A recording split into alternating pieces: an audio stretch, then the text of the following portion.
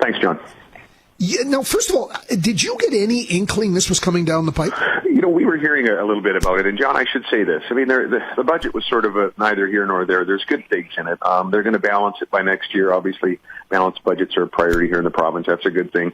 There's an apprenticeship program in the budget we said would be good. We thought is going to work well, but this particular initiative is, obviously, we're not very happy with it. And no, we didn't have confirmation that they were going to do this. We were hearing rumors that it would move from the moratorium you've referenced to its complete cancellation. We were, by the way, to the extent we were hearing those rumors, encouraging them to take a look at what we were doing and arguably what maybe some other provinces are doing with these dollars.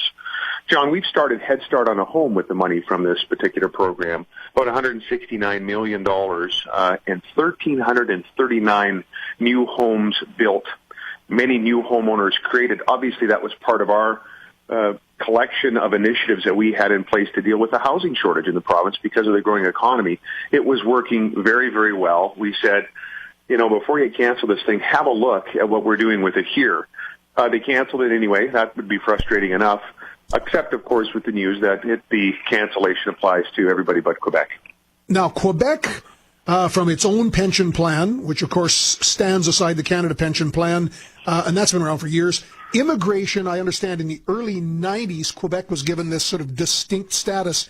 Why does Quebec get certain immigration granting rights that no other of the other 9 provinces do? John, it isn't just in immigration. It's in a number of different programs where there's an asterisk, and the asterisk is for Quebec and whatever rules we're operating by in the rest of Canada. They don't necessarily apply there. It's true in a number of different international affairs areas where the federal government has given them standing in certain international bodies. And, I just think that people are getting a little sick and tired of that asterisk, of the fact that whatever is good enough for the rest of the country is apparently not for one particular province. We all understand the difference. I think there's a lot of generosity in the rest of Canada in terms of the uniqueness of our federation. But there just comes a time, especially when we have a program that's working well here, that's canceled for us, but because of the special status you referenced, isn't canceled for Quebec. Absolutely, I'm going to speak out about that. My job is to speak out in the interest of the province of Saskatchewan. In the national context where it's applicable, and I just think this is not acceptable. Now, the federal people responsible for immigration say that as they did the assessments around the country, quote, in the case of Saskatchewan, there is little or no evidence any immigrant investor whose money was benefiting Saskatchewan to some extent was actually coming to Saskatchewan. Our point was, well, first of all, you can do the math. It used to be about a $400,000 limit, and now it's the $800,000 or the threshold that the nominee or the immigrant has to invest. So if you pick somewhere in the middle of that, it's probably around 300 total passports issued for the investment that we've attracted to Saskatchewan. More important than the people, although we'd welcome all, more important than the people is the money, is the $169 million we've been able to invest in the province through Headstart on a Home. I just retweeted something from a Brendan Mance who noted that the Headstart program helped in Watrous turn an old nursing home into a beautiful 22-unit condo complex. He was tweeting about the issue. So that's what it's done here in the province. That's more important than the people, frankly, and that's what we were telling the federal government. And again, there's 2 issues here. There's one, the first issue is this program's working at little cost, if any, to the feds.